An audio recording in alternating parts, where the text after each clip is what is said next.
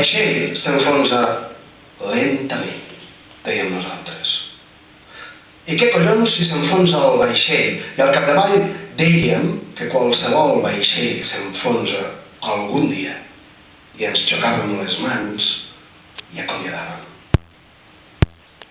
Però el vaixell s'enfonsa tan i tan lentament que després de 10 dies nosaltres, que ens xocàvem les mans, encara ens vigilàvem amb vergonya i dèiem: no passa res. Aquest és un vaixell que s'enfonsa més lentament, però al capdavall s'enfonsa, mira.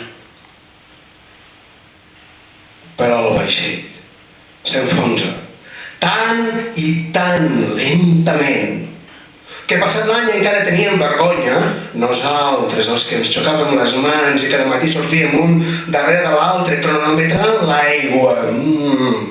No falta gaire. S'enfonsa lentament, però del cert. Però el vaixell s'enfonsa tan i tan lentament que després d'una vida sencera encara sortíem un darrere de l'altre i vigilàvem el cel i cronometràvem l'aigua i es cruixíem les dents i dèiem: això no és un vaixell, collons, ni res. Deu ser